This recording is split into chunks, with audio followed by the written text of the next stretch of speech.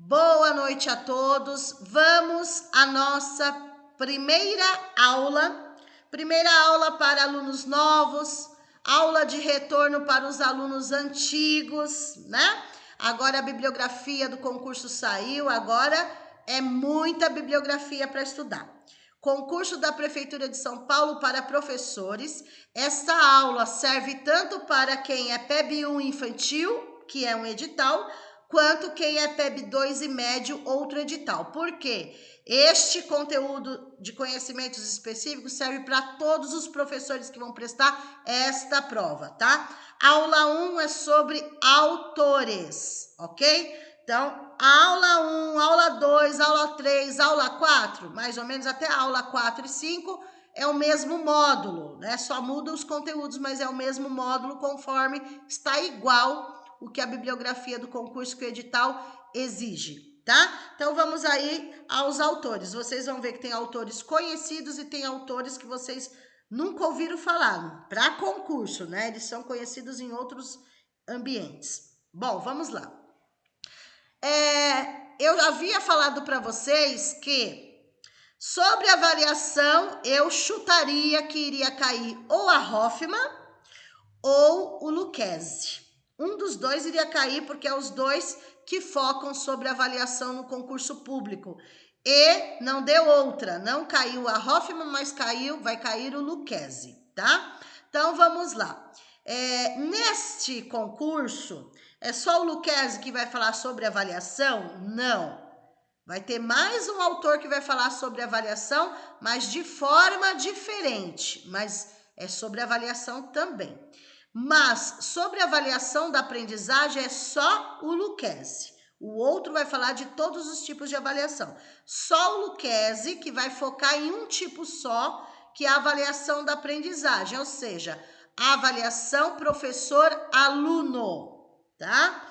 Então, vamos lembrar um pouquinho aí, porque mesmo sendo um autor, ele não vai estar contra o que a legislação também prega, o que a Prefeitura de São Paulo quer, né? Em geral, o que a Prefeitura quer? O que a lei quer? Não quer mais aquele tipo de avaliação que seja apenas uma prova. Isso todos, né? Prefeitura, legislação, autores pregam. Não pode ser mais você avaliar um aluno só através de uma prova. Não pode. A prova é considerada só prova. A prova é um dos instrumentos de avaliação, não é o único, tá? Então, o Lucchesi, ele vai criticar professores que só avaliam aluno através de prova. Ele diz que isso não é avaliar, isso é medir.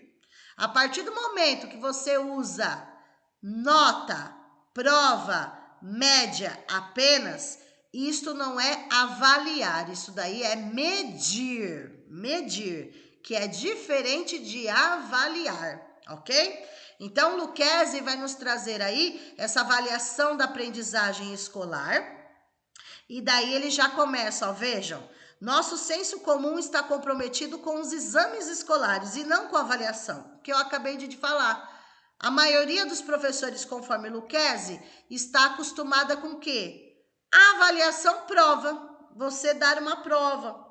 E, na verdade, a avaliação é um conjunto.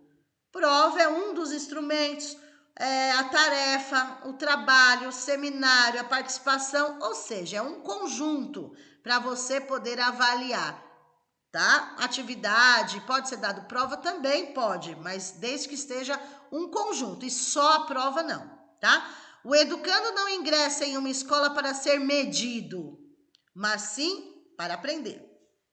Então, vejam, no concurso, tudo que for, como que a gente faz? Palavras negativas e palavras positivas, tá? Então, o que é negativo para o Lucchesi? Que você faça só a prova e que você use para classificatório, seletivo, são palavras negativas para o concurso inteiro, tá? Então, eu avalio de que jeito?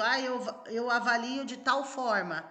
Ah, mas então você avalia de uma forma totalmente tradicional, que é só prova. Não pode, ele não. O autor já traz isso. Então, o autor traz o que a prefeitura também pensa, ok? Então, até a própria prefeitura de São Paulo diz que não quer mais esse tipo de avaliação, que só esse tipo de avaliação é considerado totalmente tradicional e eles querem o construtivismo. Não se esqueçam disso, que a prefeitura é construtivista, ok? Todos os autores vão falar nessa base do construtivismo, ok? Pro, você Então, não espelhou o slide. gente, tá aparecendo para mim, sério? Ai, meu Deus. Tá. Bom, vamos lá. Então, o que que acontece? O Lucchesi, ele fala da avaliação da aprendizagem. A avaliação da aprendizagem é professor-aluno. É aquele tipo de avaliação que a professora prepara para o seu aluno. Ou seja, de que forma a professora avaliou aquele aluno? Ah, ela usou a participação dele em sala de aula, ela fez uma provinha também, ela fez atividade, seminário, trabalho individual, trabalho em grupo, pediu isso, pediu. Aí ela fez um conjunto para poder avaliar aquele aluno. Agora, dizer que a professora avaliou só através da prova, ah, ele tirou nota 10, tirou nota 0, não, aí não. Esta forma só nota, prova. Então, assim, palavras negativas para o concurso sobre avaliação. Classificatório, seletivo, nota, prova, tudo que tiver isso numa questão é negativo. É as incorretas da prova, o que não pode, a não ser que eles coloquem lá o exceto, né? A incorreta, aí sim, tá? Agora, quais são as palavras positivas conforme o pensamento do Lucchesi, que bate com a prefeitura, que bate com a lei, ok? São palavras do tipo diagnóstica, é palavra positiva, processual é positivo, formativa é positivo, tá? Então, tudo palavra positiva. Então, o que o Lucchesi vem trazer aqui, ó? A avaliação é diagnosticar a situação da aprendizagem. Então, a palavra diagnóstica é totalmente positiva para Lucchesi. Por quê? O que ele fala através disso? Que você avaliar o aluno tem que ter um depois. Você avalia o aluno, mas você tem que dar um retorno para o aluno, né? É uma forma de diagnosticar, para saber se ele está aprendendo, se você está conseguindo atingir o objetivo, né? Então, quando fala diagnóstico, não é diagnóstico sondagem, não. Pode também ser dado uma sondagem, mas ele fala assim, o diagnóstico que ele fala é do tipo, o professor precisa avaliar para saber qual caminho seguir. Se ele continua da onde ele parou, se ele tem que voltar porque alguns alunos não entenderam e assim por diante. Então ele coloca, esse papel é diagnosticar a situação da aprendizagem para ser tomada uma decisão a partir daí, né? Então eu tenho que fazer uma avaliação de saber como minha sala de aula está. Só através de uma avaliação. Porém, essa avaliação não pode ser apenas uma prova, ok? Vejam, nesse contexto, a avaliação, segundo o autor, é processual, é dinâmica, tá? Então, não pode ser só uma prova. Peraí, deixa eu ver se eu... Aqui. Mudou o slide aí para vocês? Sim. Ok. Sim, Então, pro. assim, quando eu falo não, né? Quando o Lucchesi fala examinar, ele é contra a pedagogia do exame, tá? Pedagogia do exame. Ele é contra o ato de examinar. Por quê? Examinar significa prova, nota, só isso. Que é uma forma de classificar e selecionar o aluno. Eles não concordam, nem Lucchesi, nem a lei, nem a Prefeitura de São Paulo. Agora, o que seria algo positivo? avaliar como diagnóstico, avaliar como inclusão. Por que a palavra inclusão? Porque a partir do momento que você faz uma boa avaliação do jeito correto, você está incluindo o aluno no processo formativo. Ou seja, o aluno aprende não só, o aluno aprende de forma...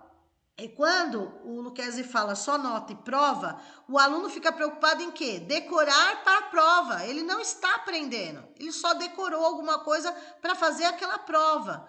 E mesmo assim não tem a prática do aluno. E a forma como o Lucchesi traz o tipo de avaliação, o aluno coloca a mão na massa. Então não fica só uma teoria, fica a teoria e a prática, tá? Então assim... Veja, o que está de vermelho para Lucchesi, ele é contra. Examinar, classificação, seletivo ou seleção, né? Tudo que for, ó, classificar, selecionar, classificação, seleção, classificatório, seletividade ou seleção. Enfim, são negativos. E a parte de avaliar, tem diferença de avaliar e examinar, né? Diagnóstico, inclusão, processual, formativo, contínuo, tudo palavra positiva conforme ele, tá bom? Vamos lá. Aí ele fala que se você usa a forma correta de avaliar, vem numa perspectiva amorosa, afetiva e acolhedora. Porque você está acolhendo o aluno, você está dando oportunidade para o aluno em vários aspectos. Porque a partir do momento que você só faz uma prova, você não está dando oportunidade para o aluno. Porque ele pode ser aquele aluno participativo. E se você considera só o dia da prova e ele estiver doente e tiver acontecido alguma coisa na casa dele que vai afetar a aprendizagem, ele não vai estar bem para fazer a prova. Ok? É nesse sentido que ele fala. Então tem que ter, quando você vai avaliar... né? É uma forma acolhedora, você avalia em todos os sentidos e não só a prova, né? Há uma intencionalidade, uma integração, uma inclusão do aluno em todo o processo. E novamente ele vem falando a respeito do diagnóstico. Por meio desse diagnóstico é que o professor vai tomar uma decisão, ok? Então veja, ó, o objetivo da avaliação é intervir para melhorar. Sempre porque vamos supor, outro exemplo que o Lucchesi dá. Mesmo que você dê uma prova, apesar de não ser o único instrumento que você vai avaliar o aluno, mas vamos lá, mesmo que você tenha dado uma prova, muitos professores fazem o quê? Corrige a prova, dá a nota, pronto, esqueceu. Ah, mas a maioria errou a questão 20, o professor não faz essa revisão, conforme o Lucchesi, tá? O professor não faz essa revisão. O aluno vai continuar errando sempre as mesmas coisas, o processo e não o resultado. Um exemplo, tá? Então, o Lucchesi fala assim, ó, mesmo que você dê uma prova para o aluno, você tem que corrigir junto com eles essa prova, para tirar as dúvidas, para fazer a intervenção. Porque prova só por prova. Ah, ele tirou lá, você não sabe aonde ele errou, não adianta nada. Ah, aí você vê lá. Ah, ele errou o resultado, mas por que ele errou o resultado? Não, na verdade, ele só errou o resultado por conta do processo, da trajetória. Ele colocou algum sinal embaixo errado, ele fez alguma coisa ali para dar o resultado errado. Então, na verdade, errou o resultado, mas se você não intervir no processo, não vai adiantar, conforme o Lucchesi. Então, ele fala que ele, resumindo essa parte, ele é totalmente contra o classificatório e o seletivo. E ele é totalmente a favor do diagnóstico e o inclusivo, ok? Nesse sentido. Então, palavras-chave negativas, palavras-chave positivas, ok? Todo autor vocês terão simulado para saber qual é a pergunta desse autor. Mesmo sendo FGV, gente, vai ter perguntas fáceis, médias e totalmente difíceis, tá? Mas por isso que requer muito treino. E nos treinos a gente vai fazendo o mesmo esquema, tá? Eliminando as impossíveis, sempre vai ficar por duas para analisar a resposta certa. A gente vai treinar. Vamos lá, continuando. Olha lá.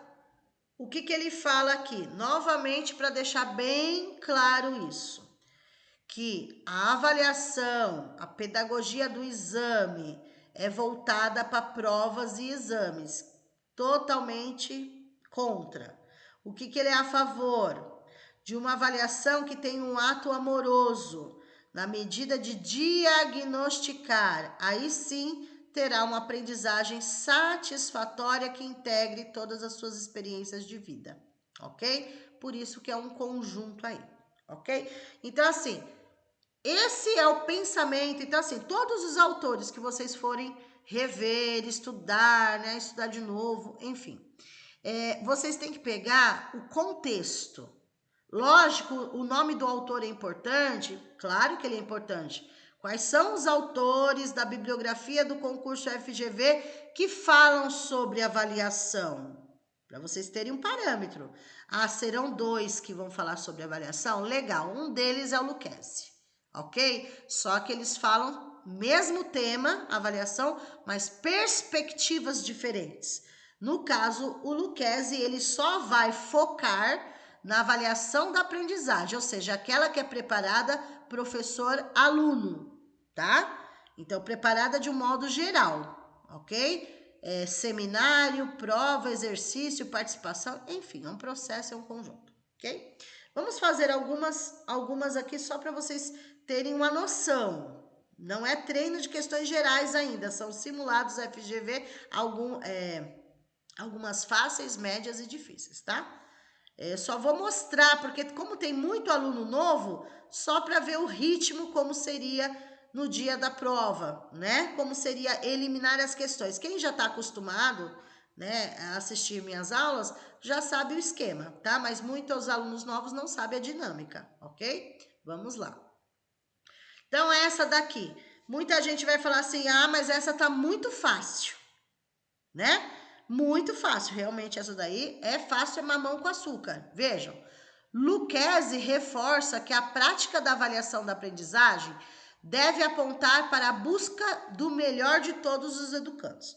Por isso, ela deve ser o quê? Olha só, não respondam, tá? Não respondam, para seguir o raciocínio aqui. Bom, por que quando eu falo o pensamento do autor? Porque se você estudou o conteúdo, se você sabe as palavras-chave positivas e negativas, as palavras que ele usou no contexto, você já elimina letra A, letra C e letra D. Ok? Por quê? Em nenhum momento, quando se fala de avaliação, o autor falou de uma avaliação autorreguladora. Não tem. Algum momento o autor falou de uma avaliação prognóstica? Não tem. Algum momento o autor falou de uma avaliação situacional? Não falou. Os únicos tipos de avaliação que ele cita, avaliação de aprendizagem, a forma correta ou não, 2 palavras ele cita aqui nessa questão. Vai ficar B classificatória, porque ele usa essa palavra, ou E diagnóstica. Aí eu volto para a questão. Ele quer o que é positivo ou o que é negativo na questão, na alternativa? Ele está pedindo o positivo. Se ele está pedindo o positivo que ele é a favor, é a letra E diagnóstica. Porém, se ele tivesse pedindo o negativo, seria a letra B classificatória. Certo? Então, assim, essas questões tem que prestar muita atenção. Por quê? Para não ficar na dúvida no dia da prova. É muito pouco tempo para ficar perdendo tempo numa questão. Então, eu já olho nas alternativas. O autor não falou da A, o autor não falou da C, o autor não falou da D. Então, para que eu vou? Será que é essa? Não, eu já elimino, porque ele não falou. Ele falou só da classificatória e só da diagnóstica, uma ou outra. Classificatória é negativo, diagnóstico é positivo. A pergunta está pedindo um positivo. O positivo é a letra E, a resposta certa que vocês teriam que passar para o gabarito depois, né? Primeiro só fazer a prova, ok? Vamos a outra questão. Vai ter momentos que vocês vão participar, tá, gente? Agora não é o momento ainda, tudo bem? Vamos lá. Questão 2. não ser e, olha lá, o não, presta atenção no não. Para não ser. Se tem um não, é porque é algo negativo para o Lucchesi. Para não ser, ou seja, algo negativo. A avaliação terá de ser, ou seja, positivo.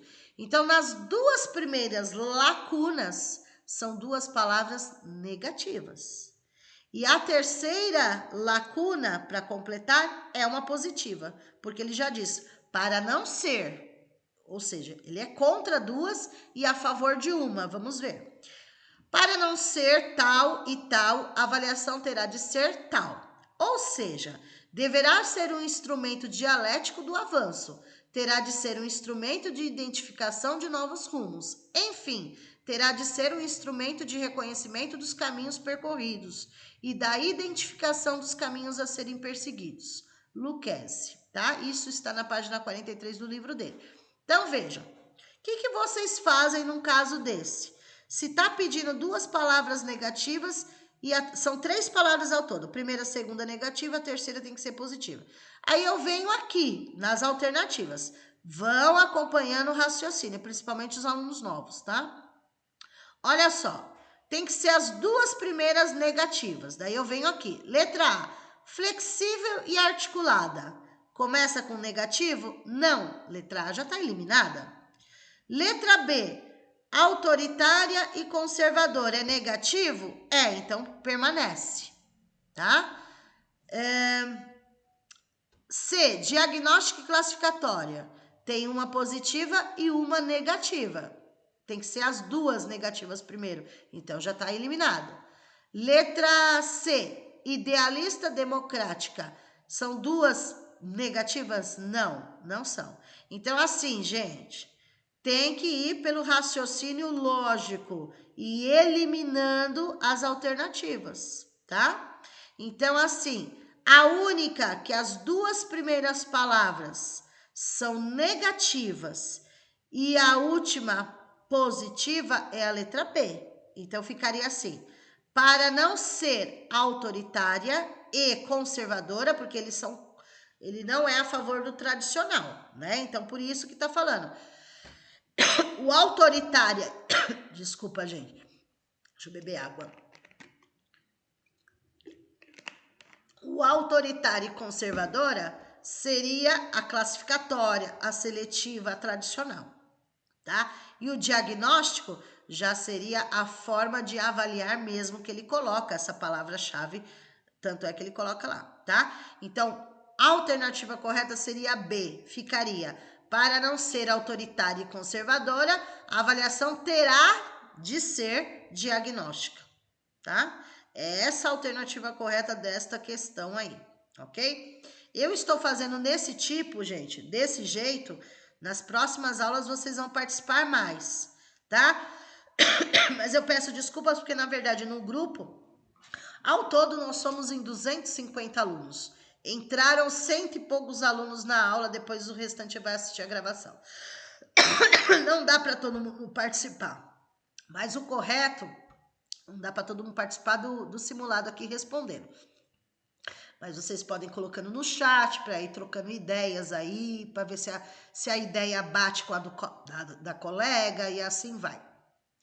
E hoje a gente está fazendo assim porque a gente já começou a aula em atraso, tá? Nas próximas aulas, daí eu vou deixar vocês participarem em alguns momentos, não em todos, porque não dá tempo, ok? Vamos lá. Mais uma questão do mesmo autor. Quanto à avaliação da aprendizagem escolar, segundo Lucchesi, só é incorreto.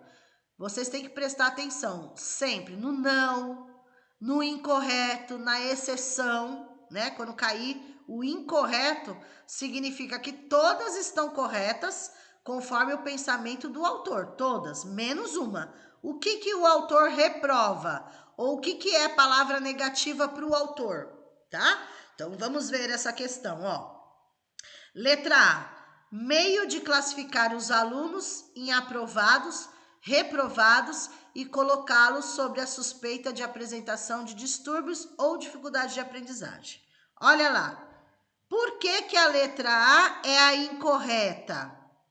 Porque já lembra que eu falei? Fixem palavras positivas e palavras negativas.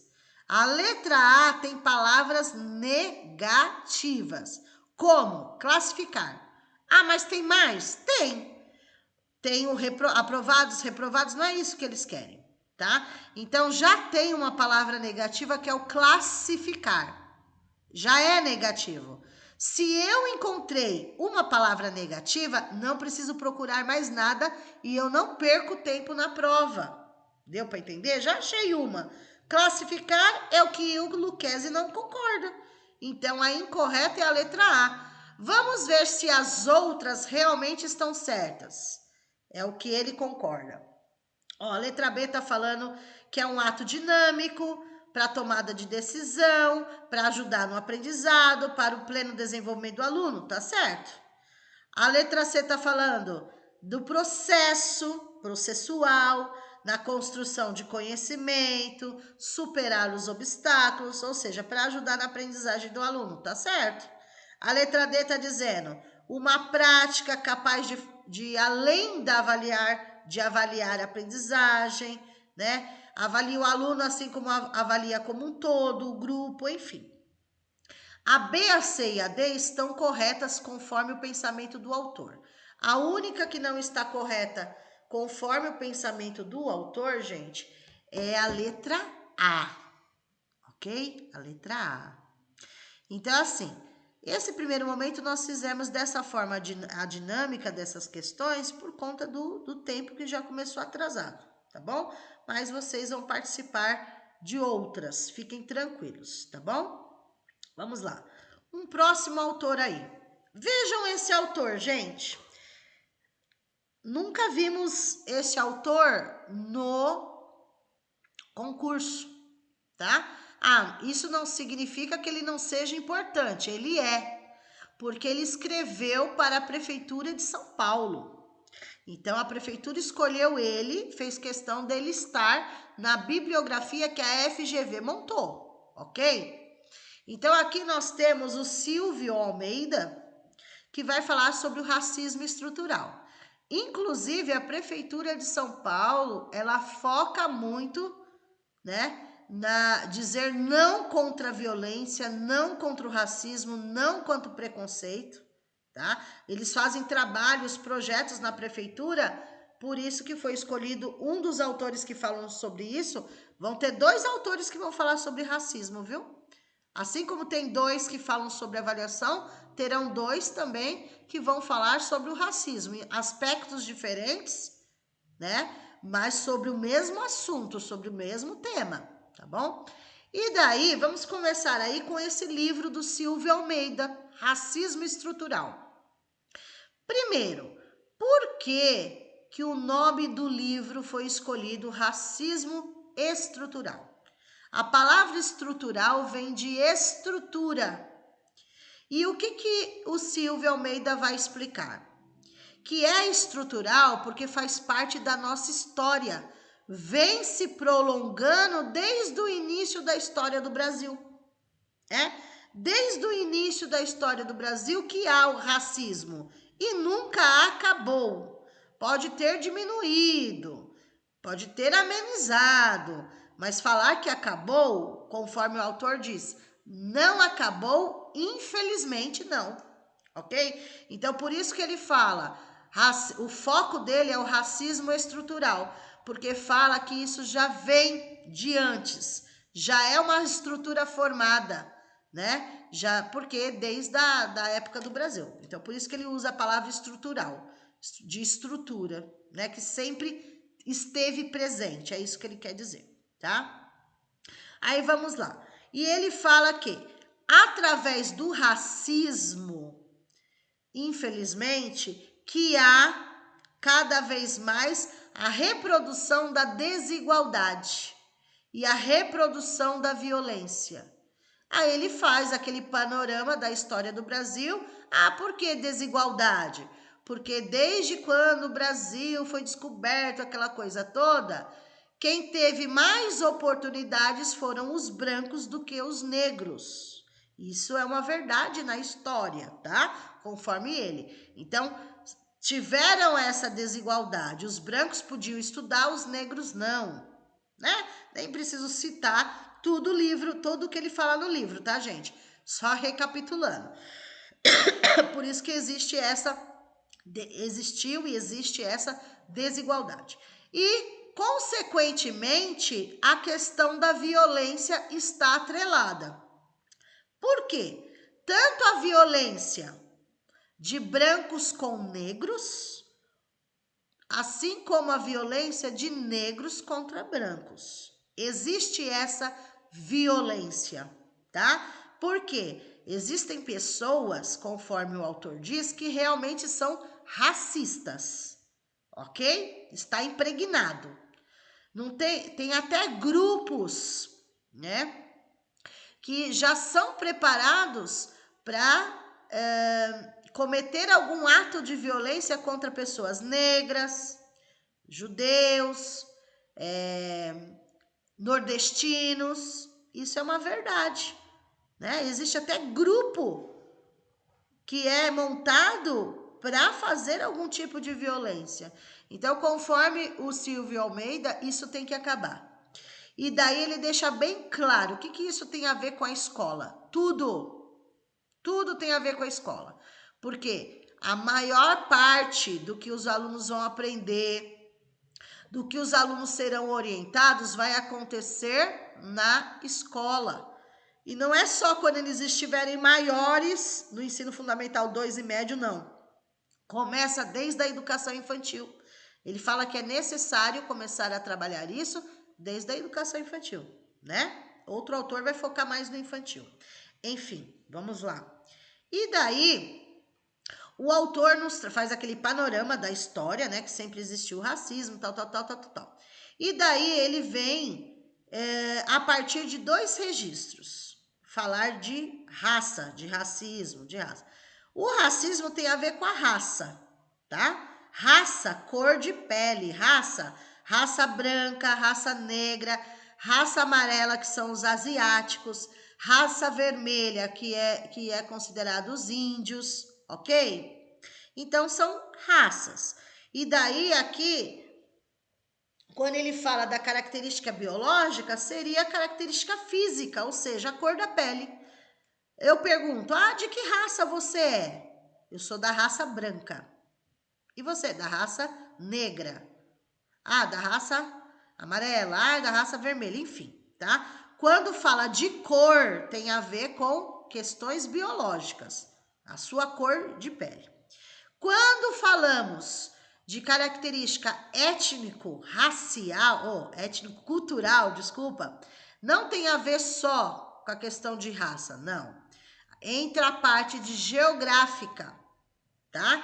Por que geográfica? Cada pessoa tem uma cultura, ok? Não tá falando só da raça negra, tá falando de um jeito geral. Vamos supor, quem é da raça negra tem uma cultura, raça branca tem outra, amarela tem outra, indígena tem outra. Pode ser parecido, pode uma pegar da outra, mas são culturas diferentes, ok? Por exemplo, a feijoada, que é uma delícia, quem trouxe essa cultura? Foram os negros que trouxeram essa cultura. Então, assim, alguma coisa, foi os portugueses, que é da raça branca. Foi os índios da raça, e assim por diante, ok? Então, quando a gente fala dessa característica cultural aí, entra a questão geográfica, entra a questão de religião, de língua, de costumes, né? Ele deixa bem claro que nós podemos aprender com outras culturas. Ele deixa bem claro isso. Você nasceu em tal lugar. Não é porque você nasceu em tal lugar que tem aquela cultura que você não pode aprender outra. Ele cita até exemplos de casais que são de culturas diferentes. Um acaba aprendendo com o outro na convivência, né? Quantas pessoas é de uma raça ou de outra, de uma origem geográfica e casa com outra totalmente diferente. Um acaba aprendendo a cultura do outro.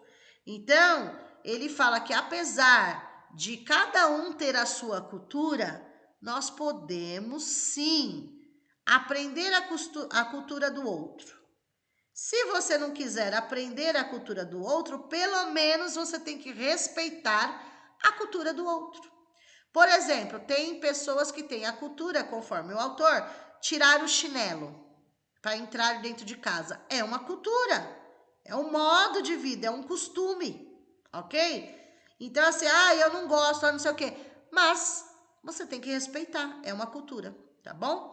Então, existe também, conforme o autor, assim como tem o racismo, presta bem atenção, assim como tem o racismo da raça, da cor de pele, de algumas pessoas serem racistas, existe também o racismo cultural. Pessoas que não admitem a cultura do outro, que falam mal da cultura do outro e assim por diante, tá? Existe. Continuando.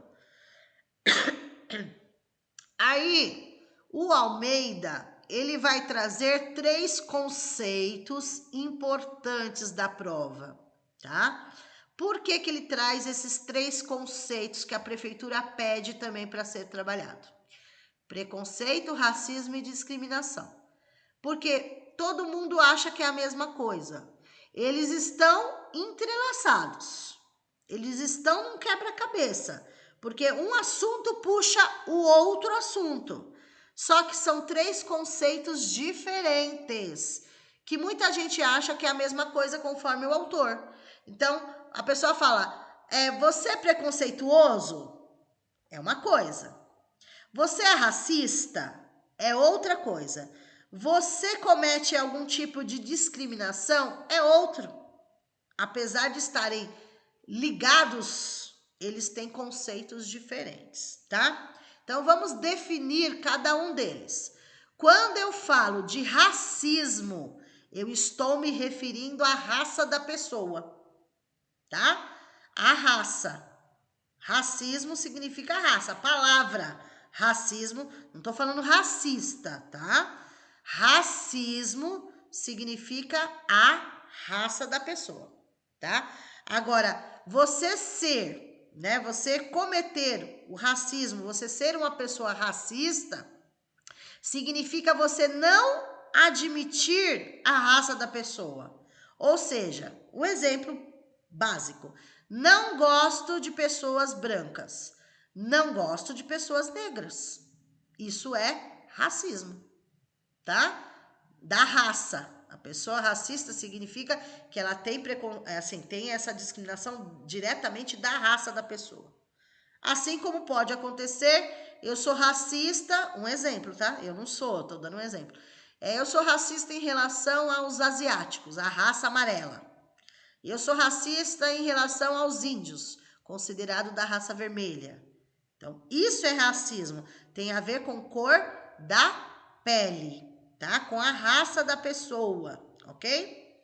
Agora, quando nós falamos de preconceito racial, o que é o preconceito racial? São juízos, estereótipos, a característica da pessoa, tá? Então, assim, quando a gente fala de preconceito racial, muita gente só relaciona aos negros. Não é isso. É qualquer tipo de preconceito. Assim como tem pessoas que têm preconceito com a raça branca, tem preconceitos com outros, né? Então, o preconceito, por exemplo, ó, o que seria? Quando a gente faz juízo, né, das pessoas. Vamos supor, ele dá alguns exemplos aqui, tá? Os exemplos que ele utiliza a pessoa negra é considerada violenta e inconfiável. Isso é um preconceito. Por quê? Assim como tem pessoas negras, tem pessoas brancas e de outros que também são violentas e inconfiáveis. Aí ele deu outro exemplo lá no livro. Foi assaltado um mercadinho ali, sei lá o que, foi assaltado. A pessoa, né, comete, ele fala que até muitos policiais cometem esse erro. Mas foi assaltado? Já pensa o quê? Que foi uma pessoa negra. que assaltou. E não é assim. Assim como tem pessoas negras boas, tem pessoas negras ruins. Assim como tem pessoas brancas boas, assim como tem pessoas... Ou seja, ladrão é ladrão, não importa se ele é branco, se ele é negro, não importa. Violento também, não importa. Inconfiável também, não importa. É isso que o autor quer defender, tá? E o autor defende a raça dele, é claro, tá bom? E não é só dos negros. Por exemplo, o preconceito contra os judeus. Ah, o pessoal fala que os judeus são avarentos, né? Os orientais. Orientais é o lado bom, mas é um preconceito. Ah, muito bom, muito inteligente, só pode ser oriental. Ou seja, só pode ser japonês, chinês, lá, para ser bom nisso daí. E não é, né? Mas isso daí é o quê? É um pré-conceito que as pessoas fazem de determinada coisa, né? Assim como nós temos o preconceito. Quando vocês conhecem uma professora nova na escola, já não fica aquele pré-conceito, você nem conhece a pessoa e você já está tendo um preconceito sobre ela. Ah, eu acho que ela é assim, que ela é assada, deve ser isso, deve ser aquilo, lá. E daí, quando você conhece a pessoa, você fala assim, nossa, nada disso do que eu pensei. Por quê? Você julgou a pessoa antecipadamente, ou seja, você fez um juízo dela sem conhecê-la, digamos assim, tá? Então, o racismo tem a ver com a raça. O preconceito tem a ver com o juízo de valores. Você fazer uma associação errada da pessoa pela raça ou por algum outro motivo, tá? E a discriminação racial? O que é a discriminação? Eu tratar mal a pessoa, eu fazer um tratamento diferenciado da pessoa, ou para o mal ou para o bem. Por exemplo, eu pego e falo assim, ó, vou dar 2 exemplos igual o autor fez, tá? Eu tenho a pessoa branca, só que meu amigo é uma pessoa da raça negra. Aí eu desfaço da professora da raça branca, porque minha amiguinha é da raça negra. É um tratamento diferenciado, ou seja, tem que tratar todo mundo igual, né? Então, a partir do momento que eu faço essa discriminação racial, pode ser dos 2 lados da moeda. É que quando a gente fala racial, conforme o autor, a gente só pensa no negro, né? Só pensa no negro, mas existe para todos isso. Mas o forte, é claro, o que o autor vem defender é a raça negra, tá? É sobre a raça negra que ele vem defender, mas se a gente falar discriminação, existe para todos os lados. Bom, resumindo essa parte, racismo, vamos fazer essa associação. Racismo tem a ver com raça, ok? Raça. Raça branca, raça negra, raça amarela, raça vermelha, raça. Preconceito tem a ver com juízo de valores, né? Juízo, estereótipos, ok? Igual ele deu o exemplo, se é negro é porque é isso e aquilo, se é judeu é isso e aquilo. Então tem a ver com juízo. E a discriminação é você tratar alguém diferenciado, não importa o motivo. Você tratou alguém diferenciado, porque esse teve um tratamento e esse teve outro, né? Ele até cita um episódio que aconteceu num restaurante. Ele cita também, tá bom? O autor. Ah, porque o pessoal da raça branca foi bem tratado nesse restaurante e quem era da raça negra foi maltratado. Embora ambos tivessem a mesma classe social e mesmo que não tivesse. Ok? Então, existiu, aí assim, tudo que ele fala, gente, são pesquisas que ele fez. Então, quando ele coloca no livro essas pesquisas, não é coisa da cabeça dele, são coisas que ele presenciou, pesquisou, colocou na sua tese, ok? Então, nesse sentido, vamos lá. Aí ele fala, né, dessa classificação do conceito de racismo, pode ter um racismo individual, pessoa por pessoa, pode ter o racismo institucional, que é o ambiente. Inclusive, ele fala que o institucional, um dos ambientes que mais acontecem esse tipo de coisa, seja o racismo, seja preconceito, seja discriminação, é na escola, tá? E quando a gente fala institucional, significa em qualquer lugar, em qualquer ambiente, mas ele cita principalmente na escola, se propaga. E o estrutural de estrutura, porque vem de tempos atrás. Então, racismo estrutural é o termo usado para reforçar o fato de que existem sociedades estruturadas com base na discriminação, tá? E ele dá vários exemplos aí que eu já falei para vocês. Favorecem uns e desfavorecem outros. Se for pegar pela história do Brasil que ele coloca aí, né? Os americanos, os europeus foram favorecidos, os brancos, né, que fazem parte dos americanos e europeus, foram favorecidos na época no começo do Brasil, e foram desfavorecidos os negros e os indígenas. Por isso, gente, que hoje, conforme o autor aí, e a própria Prefeitura de São Paulo e a própria lei determina, é para ser trabalhado história e cultura afro, né? De africanos e indígenas. Isso é obrigatório, por isso que ele está colocando aí, tá? Então, por que é importante falar sobre isso? Para debater sobre o assunto, para combater o racismo nos lugares, ok? Então, é necessário, conforme o autor, fazer políticas públicas que conscientizem as pessoas, dizer não pode ter o racismo, ok? E daí ele pede para ser feito um trabalho nas escolas, tá? Nas escolas. E a Prefeitura de São Paulo vai pedir isso também. Por que o racismo é estrutural? Já expliquei para vocês. Porque ele vem, desde o começo da história do Brasil, ele vem se arrastando ao longo da nossa história aí, tá? Por isso, ok? E daí ele finaliza dizendo: racismo é crime, tá? Embora, ele fala assim, no Brasil, embora infelizmente no Brasil, a lei não seja cumprida do jeito que deveria, tá? Porque fala que é crime, mas muitos ficam impunes, tá? Essa lei existe desde 1989. É crime inafiançável e imprescritível. E a pessoa pode pegar uma pena de reclusão de 5 anos. Mas muita gente comete o racismo e sai livre, assim, né? Conforme o autor. Então, assim, se existe a lei, por que a lei não pode ser cumprida?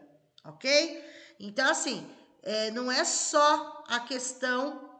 Ele fala assim, que quando o racismo é considerado crime, porém, a partir do momento que também você dá exemplos, né? Coisas simples que acontecem, simples assim, fatos simples, de grande repercussão, que acontecem em vários lugares. Então, por exemplo, entrou elevador, né?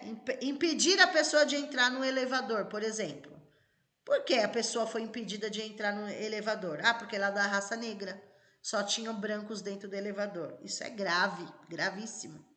Xingar uma apresentadora de TV por ela ser negra deve ser punido. Então ele dá alguns exemplos realmente de apresentadores negros que foram, né? Jogadores de futebol que estavam no campo foram xingados, enfim, tá? Ele dá vários exemplos aí.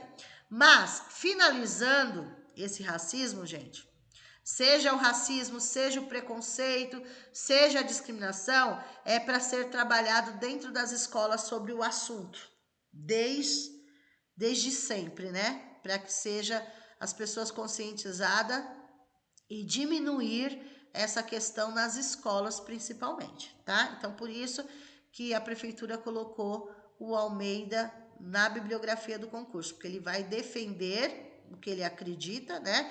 E vai falar, ele é totalmente contra, né? Assim como a prefeitura, qualquer tipo de racismo, seja ele qual for, se for de raça ou não, né? Qualquer tipo de racismo, discriminação, preconceito, enfim, tá bom? Então, esse daí é o autor que vai falar sobre o racismo. O Almeida fala sobre racismo, vai ter mais uma autora que vai também falar sobre o racismo. A diferença de um para o outro é que ela foca no racismo que acontece na educação infantil, começando na educação infantil. Ela pesquisou crianças que já cometem preconceito, algumas sem saber e algumas proposital, que ouviram dos pais e repassam na escola, tá bom? Então vamos lá, esse foi o Almeida. Vamos ver aqui algumas questões do Almeida. Vamos lá. O racismo se tornou crime inafiançável e imprescritível, com pena de reclusão de até 5 anos.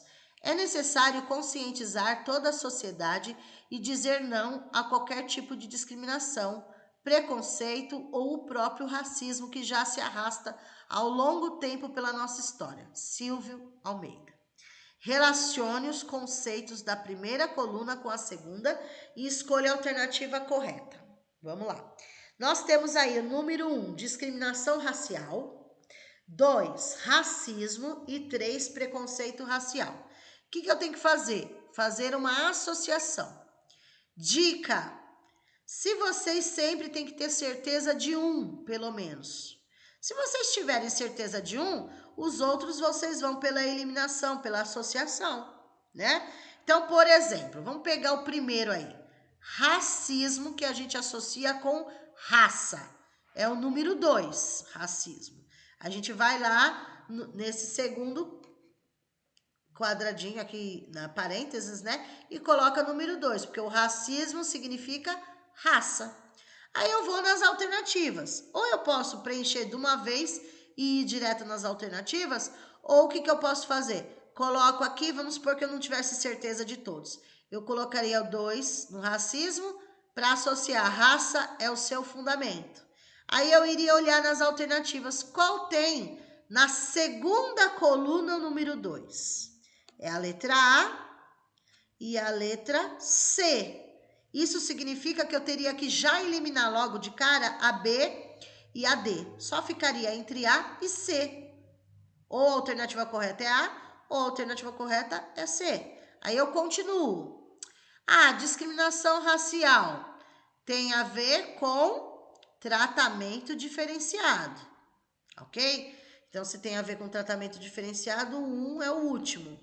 E preconceito racial tem a ver com o juízo, com o estereótipo da pessoa, né? Característica da pessoa. Então, aqui ficaria 3, 2 e 1. 3, 2, 1 seria a alternativa correta, a letra C, ok? Mas a dica, uma da prova vocês têm que ter certeza para fazer por eliminação, tá? Agora, se vocês já associaram os conceitos, pode ir direto, não tem problema nenhum. São formas diferentes de não perder tempo na prova, ok? Vamos ver outra questão aí. Vejam. Não, essa eu vou deixar por último, que é mais... que eu vou ter que explicar outra parte, tá? Vou deixar por último. Tem questões que a gente vai fazer na hora, tem questões que vai ter que deixar por último por conta... Eu esqueço que a IAD é diferente do presencial. Vamos lá. Miguel Arroio. Também conhecido em concurso público, Miguel Arroio. Ele fala sobre currículo, território em disputa. Olha só o nome do livro. Currículo, território em disputa. Vou explicar, tá? Vejam, primeiro, vamos fazer vamos relembrar. Quando eu falo de currículo, se eu pego o currículo na lei, tá? O que a LDB fala? O currículo é um conjunto de todas as experiências, vivências, né, do aluno, ok? Mas, no documento, o currículo, ele vem o quê? As disciplinas que devem ser trabalhadas lá, o conteúdo a ser trabalhado dentro das disciplinas, tal. Mas o currículo, ele é dividido em duas partes. Nós temos a base comum. Qual é a base comum do currículo? Português, matemática, história, geografia, ciências, arte, educação física, etc. Tá? E temos a parte diversificada do currículo. A parte diversificada é para trabalhar qualquer tema. Tema transversal, tema local, tema regional, qualquer tema. É na parte diversificada, tá? Na parte diversificada, não necessariamente precisa ser um professor especialista naquilo. ok?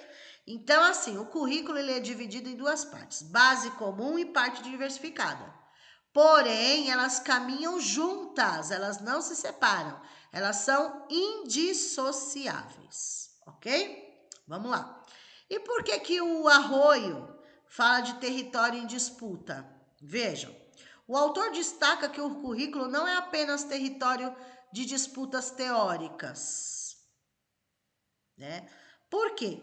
O currículo, gente... peraí, deixa eu terminar aqui.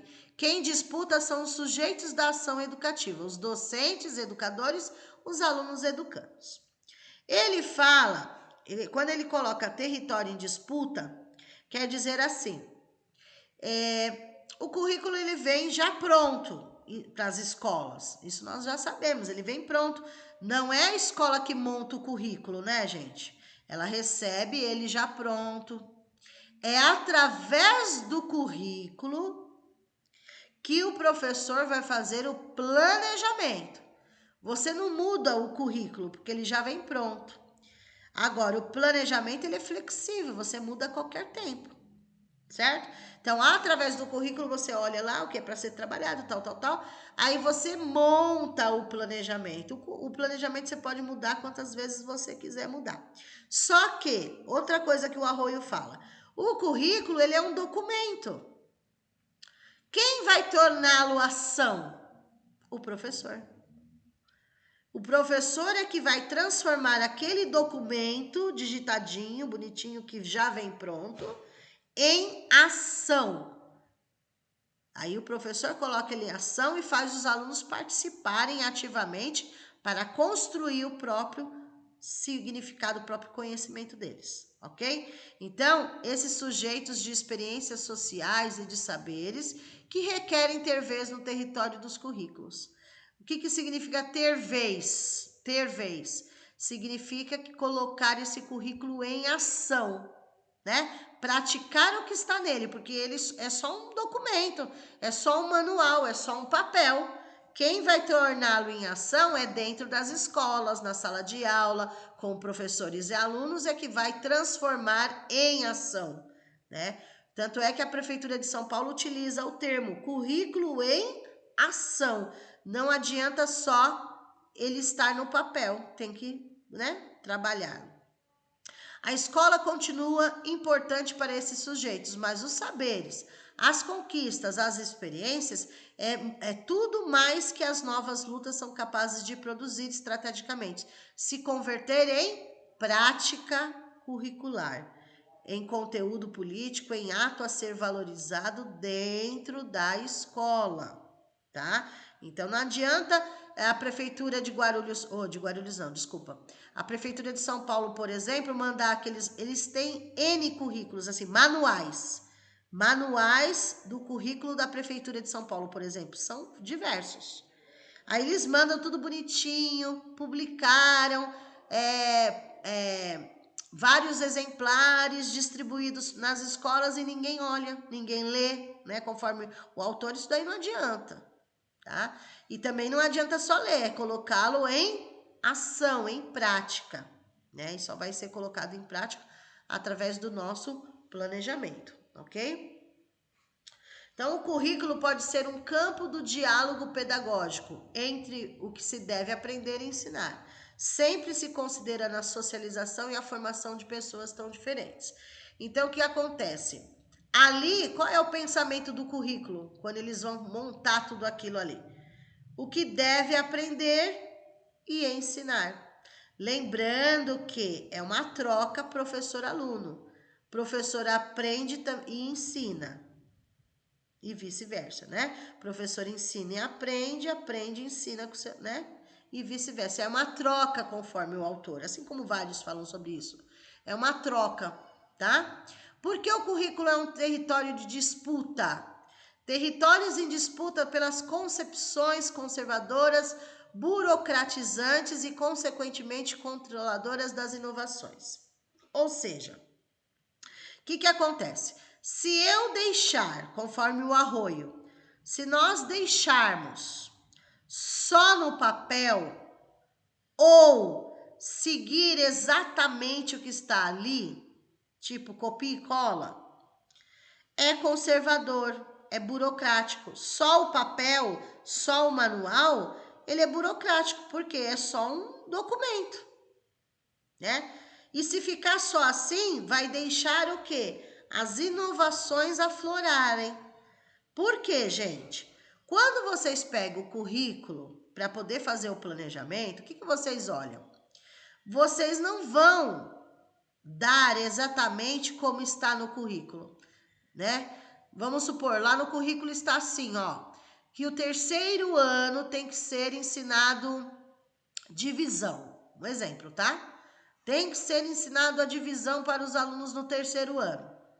Mas daí é através do planejamento que você vai verificar. Será que minha sala, a realidade dá para esse momento eu ensinar divisão? Se eles não sabem nem somar? Não. Então, assim, nós não podemos mudar o currículo, porque ele já está pronto. E o currículo é feito em geral. Então, não tem como eles saberem a realidade de cada aluno, de cada escola. É geral.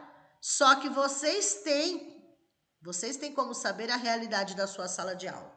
Então, vocês devem o quê? Transformar esse currículo em ação através do planejamento. Você planejou no começo do ano com seus pares lá na escola, né? Sala dos professores, formação, planejamento. Mas você vai durante todo o ano replanejar, ver o que dá certo, o que não dá, o que dá para colocar na realidade deles, o que não dá, aquilo não é o momento certo. Não significa que não vai ser trabalhado o que está no currículo. Vai ser, só que em momentos diferentes, conforme a realidade do meu aluno, ok? Então, por que o Arroio coloca territórios em disputa? Porque há uma disputa muito grande. Não podemos ficar só no papel, só no manual, e sim colocá-lo em ação. Os alunos precisam ter uma aprendizagem significativa. Não dá para, como que eu vou dizer? Cumprir um currículo 100% naquele momento, né? Então, não é que ele não vai aprender a divisão, ele vai, mas em outro momento, ou no próximo ano, ou no final do ano, segundo semestre, enfim, ok? Vamos lá. Aí, o Arroio, ele divide, eu só vou focar no que realmente precisa, tá? Ele divide, olha lá, 5 partes está o livro do Arroio.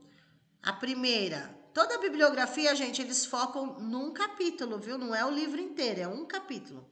Então, vamos lá. Na primeira parte do livro do Arroio, os professores e seus direitos a ter vez nos currículos, autorias e identidades profissionais. Na segunda parte do livro, os saberes do trabalho docente disputam lugar nos currículos. Terceiro, os sujeitos sociais e suas experiências se afirmam no território do conhecimento. Quarta parte, as crianças, os adolescentes e os jovens abrem espaços nos currículos. E na quinta e última, o direito a conhecimentos emergentes nos currículos. No caso de vocês, da bibliografia de vocês, cadê aqui? Ai, minha mão tá coçando tanto, gente. Eu tô com uma alergia, daí eu tenho que ficar molhando, peraí.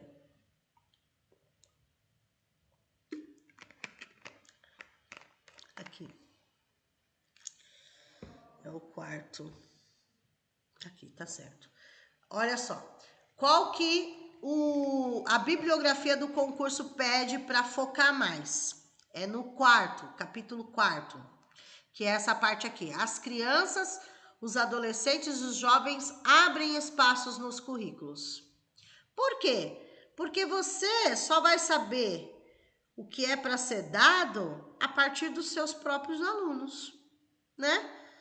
Dentro da realidade dos alunos. É eles, digamos assim, o professor é que vai colocá-lo em ação? Sim. Mas para colocar esse currículo em ação através do seu planejamento, você vai ter que pesquisar quem? Você vai ter que verificar a realidade de quem? Dos alunos, tá? Então, o autor apresenta duas questões potentes para esse debate.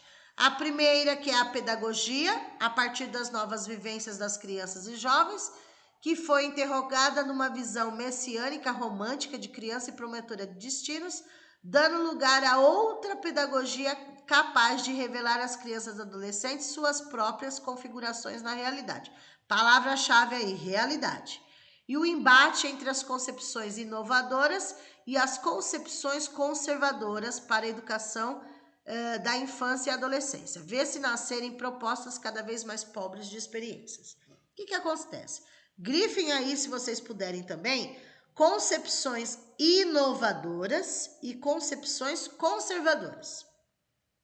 O que a prefeitura quer? Concepções inovadoras. O que o autor defende? Concepções inovadoras. Por quê? Toda vez que você ouve falar de concepções inovadoras, vai ter a ver com o construtivismo, com a dinâmica, com a estratégia que você utiliza, com os recursos tecnológicos que você também pode usar.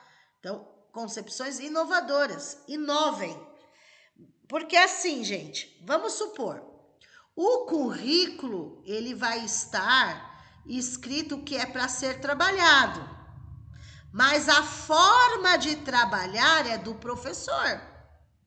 Ah, lá no currículo está falando que é para trabalhar divisão, mas é você que vai ter a didática, como você vai preparar a aula, ensinar a divisão para os seus alunos, é você, tá? Não é o currículo, certo?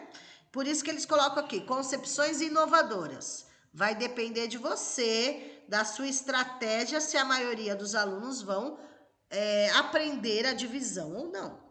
Agora, o que o Arroio é contra? O que a prefeitura é contra? As concepções conservadoras, tradicionais, tá? Porque um aluno não aprende apenas lousa e giz, conforme o autor, tá? Então, assim, a didática é muito importante na hora de você escolher como vai ensinar aquilo para os seus alunos, ok? Deixa eu ver aqui. Que o seu já tinha falado, já, nessa parte, ou ele só foca no quarto, tá? Então, o que acontece aí, gente? A prefeitura, o autor, diz que o currículo é um documento. É o professor que vai colocá-lo em ação, através do quê? Planejamento, pensando nos seus alunos. O planejamento, ele é flexível, tá? O professor, ou ele vai pela concepção inovadora, que é o que eles defendem, inovação, recursos, dinâmica, você preparar a aula teórica, a aula prática, né, para eles poderem colocar a mão na massa, na parte prática, para ver se eles entenderam, enfim. Ou você vai pela concepção conservadora, totalmente tradicional, né, que eles não defendem, ok? Nessa situação. Mas tudo tem a ver com o currículo e a forma de você lecionar, ok? Então, só recapitulando aqui, por isso que eles falam território em disputa, tá? Porque o currículo, ele é só um papel, digamos assim, conforme o Arroio, um manual, um documento. É o professor que vai colocar tudo isso em ação, numa concepção inovadora, né?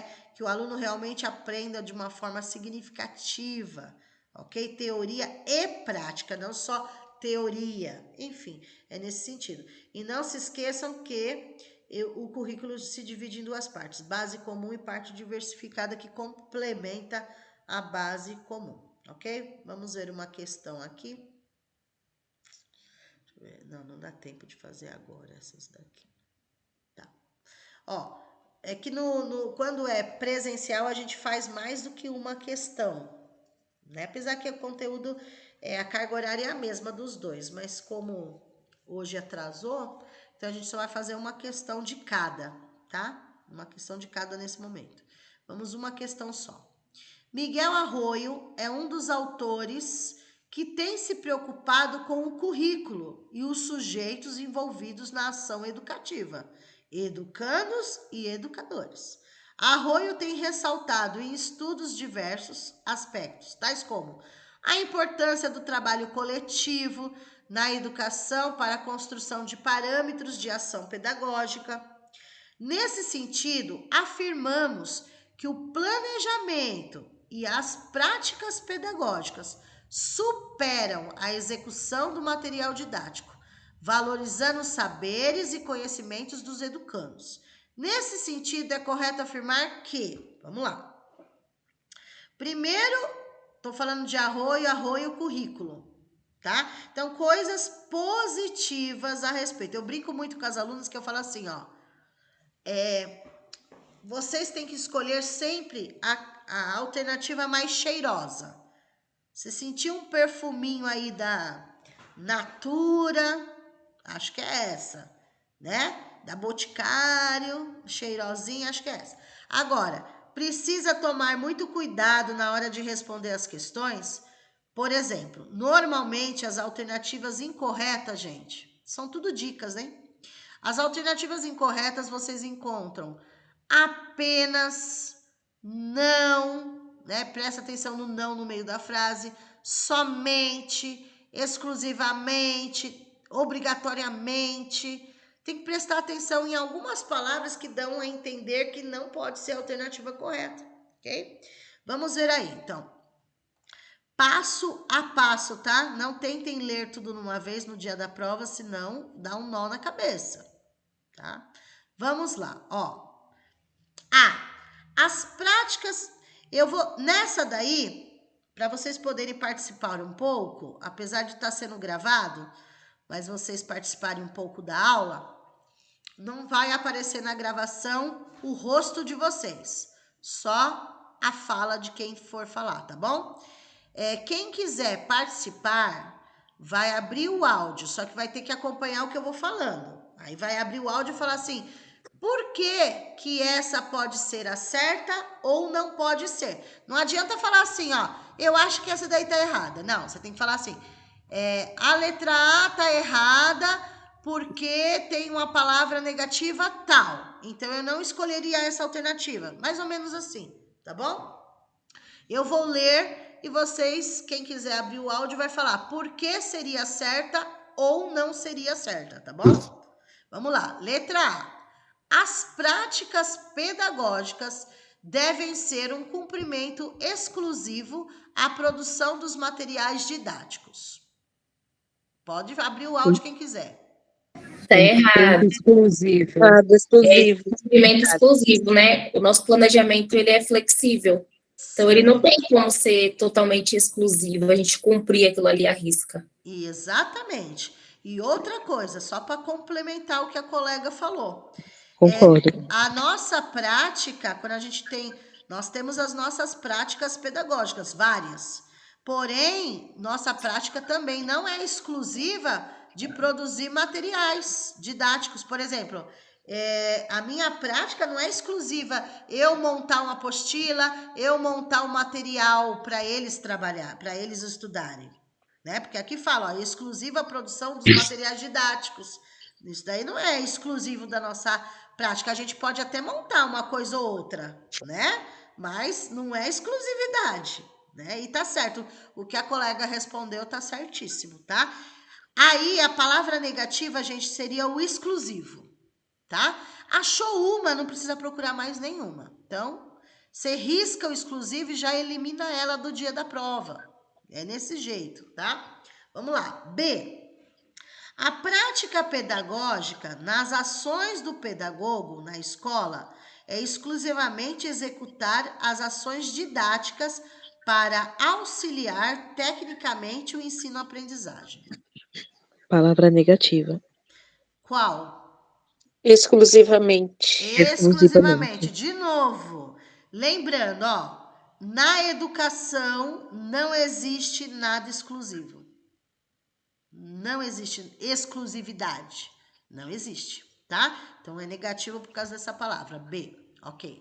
C, o fazer pedagógico destina-se a cumprir as ações materializadas nos documentos oficiais do MEC. Cumprir ações metalizadas dos documentos oficiais do MEC. Não diz isso. A gente não é obrigado não, mas você não tem que cumprir exclusivamente só o que está ali. Tem a BNCC, tem uma série de coisas que você pode adequar o seu planejamento, que é flexível, né? Exatamente. Você vai adequar aquele documento com o seu planejamento. Então, aqui está falando que você tem que cumprir, você deve cumprir exatamente o que eles mandam, e não é. Eles mandam, você vai cumprir assim. Vários professores podem cumprir, você esse ano, outro professor no ano que vem, ou através do seu planejamento você jogar aquele conteúdo mais para frente, mas você não tem que cumprir todo esse documento do jeito que vem, tá? Vamos ver se a D é ou não a alternativa correta. O fazer pedagógico deve ser compreendido como um fazer reflexivo, coletivo e inclusivo. Sim. Tá As cheirosa? palavras grossas. Vocês estão sentindo o cheirinho do quê? É Avon, o Boticário, Natura? Perfume importado. Ah, gostei. Dama da meia-noite. Perfume importado. Aí vocês estão chique, hein? Perfume importado. Exatamente. Gente, quando vocês tiverem respostas com muitas palavras-chave, fique esperta. Porque, vamos supor, a letra D não foi encontrado nada de negativo. Então, só pode ser a correta. Vejam. Olha as palavras que eles querem ouvir, que a prefeitura quer ouvir, que o autor fala. Fazer reflexivo. Ou seja, você pega o currículo, você vai refletir sobre ele. Você não vai cumprir do jeito que está. Você vai refletir, vai montar o seu planejamento, tal. Por que coletivo? Porque quando você pega o currículo e vai planejar, tanto você vai planejar no coletivo no começo do ano, e depois você vai planejar no sentido de pensar na sua sala de aula e não só em um único aluno. Você vai pensar no todo. Claro que você prepara outras aulas, vamos supor, eu penso no todo, mas tem 2 alunos que não são alfabetizados. Aí é uma coisa à parte, ele não está entrando nesse assunto no momento, tá? Mas coletivo é positivo, ainda mais quando vocês planejam lá todos juntos no começo do ano. E incluir a todos no processo.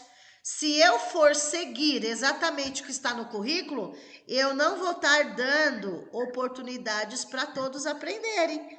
Porque se eu for seguir o que está ali está falando, voltando, ali está falando que tem que ensinar a divisão. Aí, quer dizer, se você vai só por isso, sem se importar com a sua sala de aula, você vai fingir que você vai estar ensinando, eles não vão estar entendendo nada. Deu para entender? Então, exatamente a letra D é de palavras-chave só positiva, é a alternativa correta da prova. Fernanda. Oi, pode falar. E também a letra D, pelo que eu entendi, é a única que fala do pensamento do autor, né? Ah, então, fazer essa associação é verdade, é a única que tem o pensamento do autor. Porque, exatamente, que bom, Má não, B, é a B essa voz, né? Sim, sou eu. Tá vendo? Reconheço só pela voz. Exatamente, porque as outras não é o pensamento dele. Em nenhum momento ele fala que tem que ter ações exclusivas só com o currículo. Ele não fala de que os professores têm que produzir materiais. Ele não fala que tem que cumprir o documento do jeito que está. Ele não fala nada disso, né? Pelo contrário, ele fala que as ações, né? O professor é que vai transformar aquele currículo em ação. Então, esse realmente, a letra D, é o pensamento do Arroio, né? O fazer pedagógico deve ser compreendido como fazer reflexivo, coletivo. Então, é esse o pensamento do autor, exatamente. E foi bom a Bernadette ter lembrado aí, gente, foi bom ela ter falado, que assim, as questões do concurso, apesar de ser muita coisa de interpretação de texto da FGV, o que acontece? No caso de autores, É o pensamento daquele autor. Então, assim, em algum momento ele falou sobre isso, sobre aquilo? Não, então não precisa perder tempo pensando. Porque se ele não citou nada disso no pensamento dele, então é porque não é, né? Ó, tanto é que, vejam, outra dica. No próprio enunciado da questão, tá assim, ó. Nesse sentido, afirmamos que o planejamento e as práticas pedagógicas, olha a palavra que ele usa, superam a execução do material didático. Superam.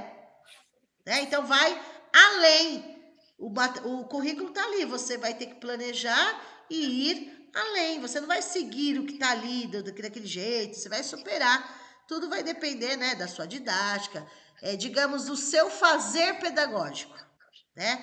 Então, a gente pode utilizar esse fazer pedagógico com a sua didática, as suas estratégias, quais os recursos que você vai utilizar para ensinar. É o fazer pedagógico que ele utiliza.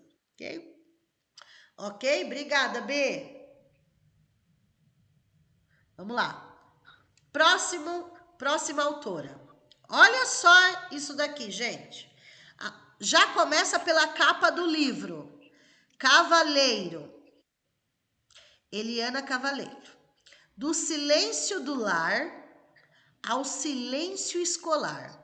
Racismo, preconceito e discriminação na educação infantil. Vejam, os dois assuntos, o mesmo assunto, de dois autores diferentes. Um foi o Silva Almeida e agora é a Eliane Cavaleiro. Os dois falam de racismo, preconceito e discriminação. Qual a diferença de um para o outro? É que o Almeida, ele foca no racismo estrutural, né? Desde a história do Brasil, quando começou, aquilo tudo que a gente já viu. E a Cavaleiro, ela vai falar da pesquisa que ela fez, da experiência que ela teve nas escolas da educação infantil. E ela diz que o preconceito começa do infantil. Tanto é, se vocês observarem aí, a capa do livro, pode ver 3 crianças totalmente excluídas do grupo. Tá vendo a capa do livro? 3 crianças da raça negra, excluída, não tá dando a mão para ninguém, tá excluída do grupo. E daí ela diz: infelizmente foi isso que eu vi fazendo a pesquisa nas escolas. As próprias crianças discriminam outras. E daí ela diz: começa então aonde tudo isso? Em casa e continua na escola. Então, ou a criança escuta isso da mãe, do pai, de algum familiar e reproduz na escola, né? Alguma coisa está acontecendo, porque a autora ficou, digamos que, horrorizada com o que ela viu, com o que ela escutou, com a pesquisa que ela fez. Vamos lá. E daí, quando ela usa o nome do livro, Do Silêncio do Lar, significa você vê seu filho cometendo algum tipo de racismo, preconceito, discriminação e não faz nada para mudar, né? Não repreende, não conversa com ele dizendo que isso está errado, tal, porque às vezes o próprio pai e a mãe faz e o aluno repete isso na escola. E ao silêncio escolar, diz que os professores, os funcionários, a gestão vê que isso acontece na escola e também não fazem nada, deixa rolar solto, sendo que sabe que não pode, que tem que ter um trabalho falando sobre isso. Então, a autora fala sobre essa discriminação das crianças negras em sala de aula, tá? E ela achou um absurdo, ela fez a pesquisa na pré-escola, tá? Crianças de 4 e 5 anos que isso aconteceu. E assim, ela ficou horrorizada. Os resultados são chocantes e mostram inúmeras situações de preconceito racial ocorridas durante as aulas. Uma obra importante para que o Brasil rompa o silêncio em torno do racismo e comece a lutar para eliminá-lo de vez do sistema educacional. Então a gente sabe assim, é difícil eliminar de uma vez, mas tem que ser feito um trabalho nas escolas contra esse tipo de coisa, né? Contra esse tipo. E ainda mais sendo educação infantil, como uma criança de 4, 5 anos já tem uma mentalidade de fazer uma discriminação, preconceito, né? Numa idade daquela. E daí a autora fala, isso daí se reflete da própria família, né? Porque a criança não vai aprender sozinha a discriminar outra pessoa, a não ser que ela tenha passado, conforme a autora, pela algum tipo de experiência que reflete nela, consciente ou inconscientemente. Às vezes a criança apesar de 4, 5 anos, muitas crianças, conforme a autora, agem na maldade mesmo, porque a gente acha que é pequenininho, mas não é tão pequeno para certas coisas não, né? Ou inconscientemente ela comete um racismo, um preconceito, uma discriminação inconscientemente, porque ela não sabia que não podia, alguma coisa nesse sentido, tá? Então tem os dois lados da moeda aí, tá? Então é mais uma autora defendendo que nós temos que fazer um trabalho nas escolas, só que essa fala a mesma coisa do Silvio, só que de uma forma diferente. Ela foca na educação infantil, porque ela fala, se começar a trabalhar isso, né, conscientizando essas crianças desde a educação infantil, não vai chegar no Fundamental 1, Fundamental 2 médio com esse pensamento. Tem que, né, tem que cortar o mal pela raiz, né, dizer não a todo tipo de racismo, preconceito e discriminação. Vamos lá. Aí ela divide o livro em 4 partes aí: educação infantil, socialização, família, escola e sociedade. 2, relações étnicas do Brasil. 3, família, escola, socialização e as diferenças étnicas. E 4, família, escola, sociedade, a construção do silêncio e da submissão na sociedade. Então, assim, ela faz todo um panorama aí, ela foca muito mais na questão 1 e 4 do livro dela, dos capítulos, né? Por quê? Porque ela fala que o trabalho não é só de uma pessoa ou de uma instituição. Por exemplo, ela fala assim, não adianta, tem que ser um conjunto, né? Ela diz assim, tem que ser falado a mesma língua, em casa, na escola e na sociedade. Então, vamos supor, a escola defende que não pode ter preconceito e discriminação. E na família eles vivem fazendo isso. Ou, na família eles dão exemplo que não pode. E na escola acontece uma situação que a professora não chamou a atenção do aluno, e daí a criança chega em casa falando, ô mãe, você não falou que não pode? Aconteceu isso na escola e a professora não fez nada. É nessa situação. Então, por isso que a autora fala assim, temos que trabalhar a mesma língua. Então, assim como a escola conscientiza, a família em casa tem que conscientizar também, né? Para ele ver, né? Para que a criança da educação infantil possa ver, opa, o que minha mãe falou em casa bate com o que a professora falou na escola e não ao contrário, ok? Então, tudo é questão do exemplo, né? O exemplo que se dá. E daí, a autora fala que, infelizmente, existe essa construção do silêncio. Por quê? A própria família se silencia e não abre, não fala para a criança o que acontece, o que não pode acontecer, né? E daí acaba refletindo também na escola e vice-versa, tá? Então, esses são os capítulos aí, mas o que ela foca, o foco maior, né? O assunto da autora é o racismo, é o preconceito, a discriminação na educação infantil. Porém, o foco, né, do pensamento é essa construção do silêncio que se cria na família e na escola. Ela fala que esse silêncio tem que acabar. Não podemos ser omissos de ver uma situação e não fazer nada, ok? Nesse sentido. Então, por isso que ela utiliza a palavra silêncio, ok? Então, aqui é curtinho porque o O Almeida, ele também fala do mesmo assunto, né? Só que essa autora, ela vem falando só que da educação infantil e dando um chacoalhão aí para os pais e para a escola, né? Família e escola trabalhar muito bem trabalhado, não pode deixar isso acontecer, né? A autora fala, mostrar para eles que todos são iguais, independente se é da raça negra, da raça branca, de outra raça, todos têm os mesmos direitos, os mesmos deveres, ok? E tem que ser trabalhado isso, tá bom? Vamos ver uma questão para vocês participarem aqui. Vamos fazer só...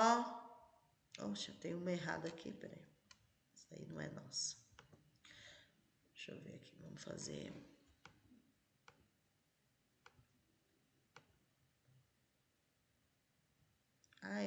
é continuação aqui. Então, a gente faz no final, que essa daqui é bem extensa, tá, gente? Pode ficar tranquilos que todos os simulados nós faremos. É que hoje, como foi o primeiro dia, não dá para ser feito, tá? Eu vou deixar a do Paulo Freire, que é mais extensa, para quinta-feira, tá? A gente trabalhar o do Paulo Freire, porque é mais extensa, requer mais tempo para a gente fazer, tá bom? Isso não quer dizer que a gente não vá fazer. Ah, não. Vamos fazer Paulo Freire sim, não vamos pular não. Porque a gente tem que seguir exatamente o do presencial, assim, para não ficar um assistir esse e não assistir aquele. Vamos fazer sim. Vamos seguir a ordem sim. Peraí, deixa eu ver aqui. Vamos fazer, porque para vocês descobrirem onde está o erro. Porque no dia da prova, quando tiver questões alternativas parecidas assim, todas iguais, que mudam uma palavra ou outra, e você tem de descobrir onde está o erro. É como se fosse um caça-palavras. Onde está o erro dessa? Porque todas começam praticamente iguais e falam praticamente a mesma coisa, né? Mas tem uma palavra que muda o sentido, aí já uma palavra negativa já não pode ser. Vamos fazer sim, tá? Não vou pular não, pra gente finalizar. Vamos lá. 1. É fundamental que a elaboração dos currículos e materiais de ensino tenha em conta a diversidade de culturas e de memórias coletivas dos vários grupos étnicos que integram nossa sociedade. É obrigação do Estado a proteção das manifestações culturais e das culturas populares, indígenas e afro-brasileiras, bem como dos demais grupos participantes de nosso processo civilizatório. Essa obrigação deve refletir-se também na educação, retomando o contexto infantil. É nesse período da vida, a partir do convívio com o outro, pelos gestos, toque, olhar, que a criança vai se constituindo cidadã, representando o mundo e significando tudo aquilo que a cerca. No entanto, faz-se necessário que os corpos docentes e as instituições de educação infantil busquem o conhecimento sobre o assunto abordado, recriando didaticamente o ensino, por meio de brincadeiras, contos infantis, para promover entre os educandos o reconhecimento dos valores e conceitos sobre a igualdade e diferença entre nós humanos. Analise o assunto abordado e escolha a alternativa correta. É importante que as instituições de educação infantil... Lembrando, nós vamos fazer essa última questão, vamos parar para a gente bater um papo e vocês perguntarem o que vocês quiserem perguntar. Por quê? Como foi o primeiro dia, nós começamos atrasados, então assim, para explicar na correria não vale a pena, porque daí a pessoa acaba não entendendo, ok? O que nós fazemos? Apesar de a gente ter um cronograma a ser seguido, lembre-se que existe o planejamento que ele é flexível para o nosso curso também. Então, por exemplo, embora eu tenha colocado aqueles autores que nós vamos estudar na primeira semana, pode ser que algum fique para a semana que vem. Então, assim, não é uma coisa, é obrigado a fazer todos nessas. Não, pode ser que fique alguns. A gente tenta fazer todos, mas fazer de qualquer forma não adianta. Vocês têm que entender o assunto, tá bom? Então, por esse motivo, a partir do Paulo Freire, a gente deixa para quinta-feira.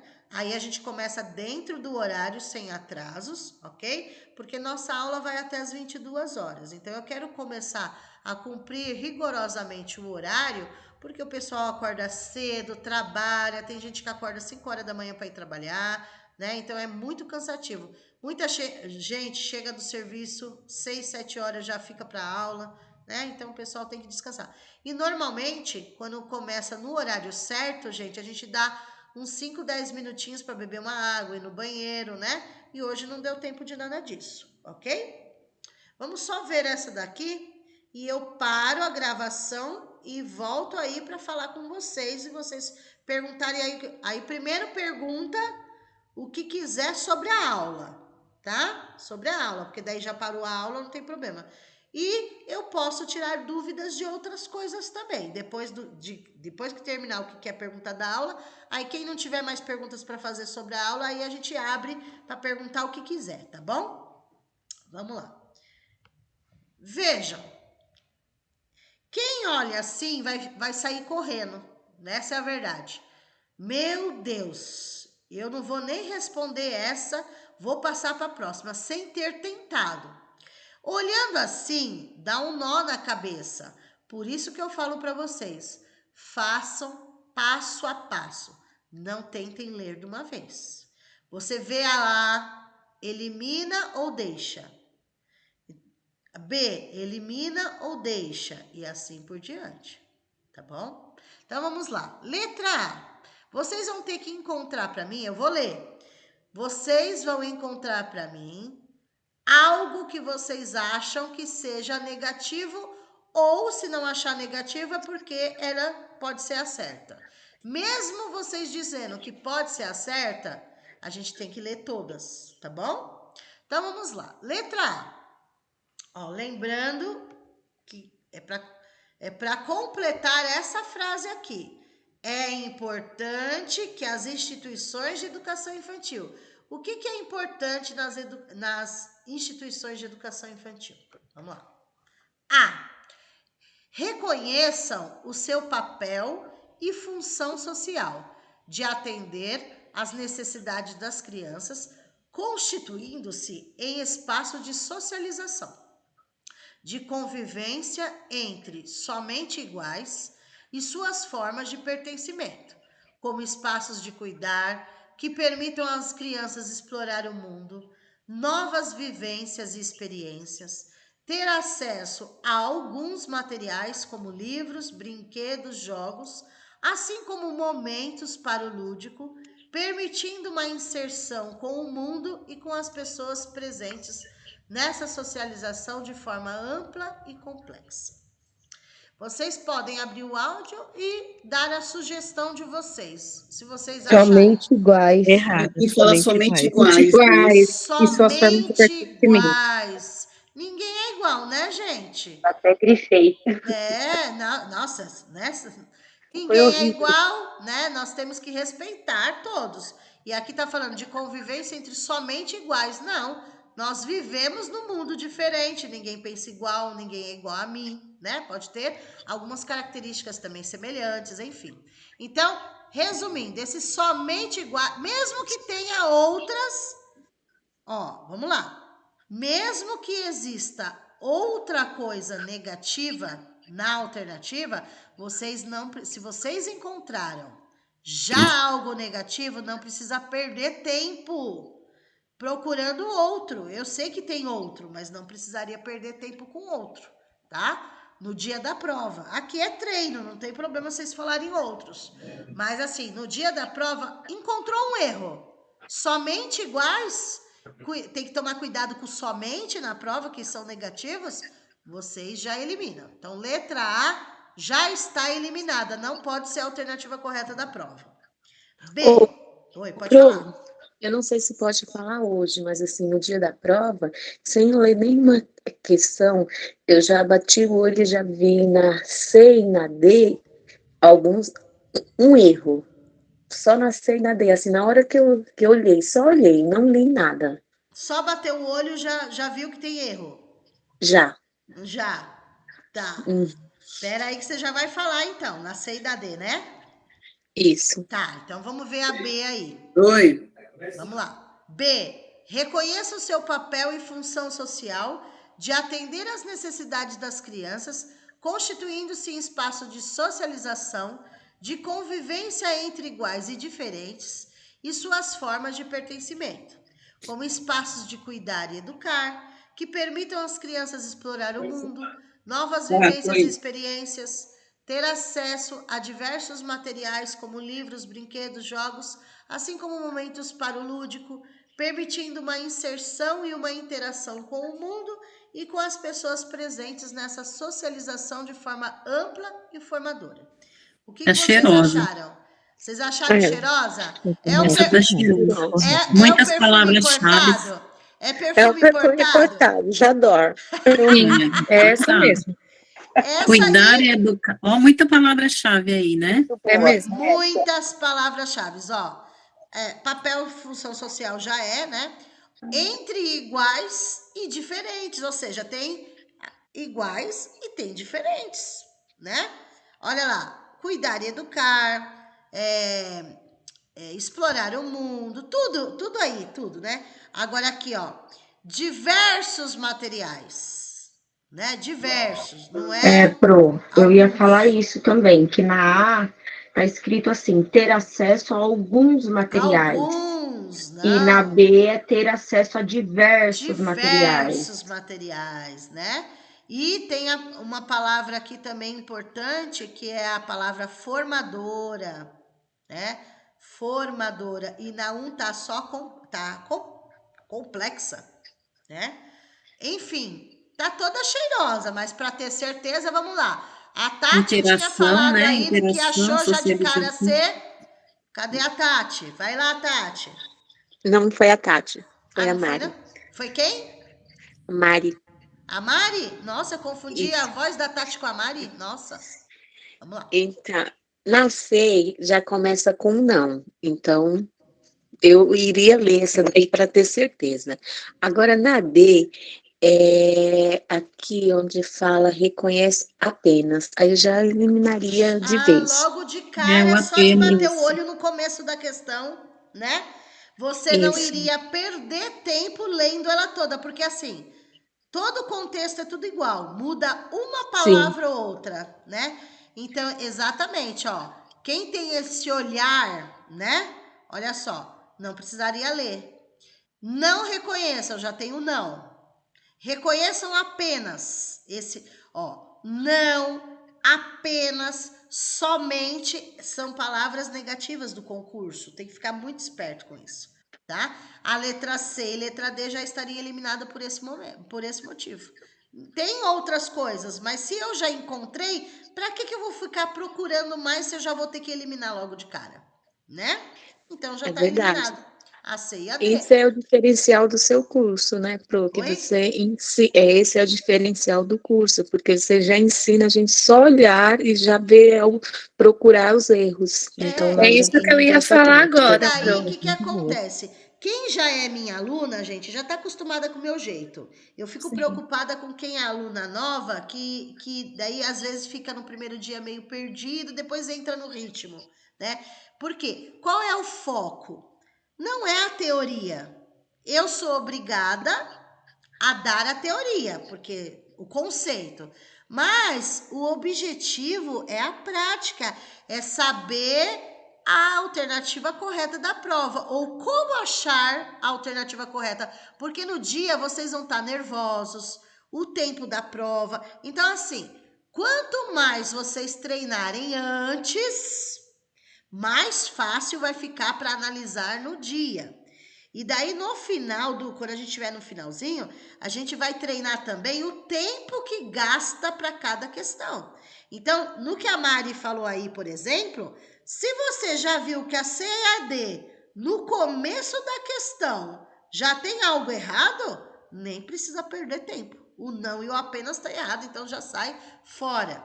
E daí aquela que eu eu coloquei um ponto de interrogação, é a alternativa correta. Mas para ter a certeza, eu tive que achar algo errado nas outras. E na cheirosa eu não achei nada errado, porque ela é chique, ela tá com perfume importado, né? Então, não dá, ok? Então, é exatamente, o foco é esse. Não adianta teoria. Eu sou obrigada a dar teoria, vou ser sincera para vocês. Mas se eu pudesse, mas não posso, tá, gente? Se eu pudesse, eu só daria treino de questões. Concurso inteiro, treinar. Só que assim, eu primeiro preciso dar uma base de pelo menos o conceito básico para depois a gente treinar. Senão não adianta também, se a pessoa nunca estudou aquilo, né? Aí não adianta, tá? Peraí, não é para ir embora não, tá? Eu só vou parar essa gravação para voltar aí com vocês. Espera um pouquinho.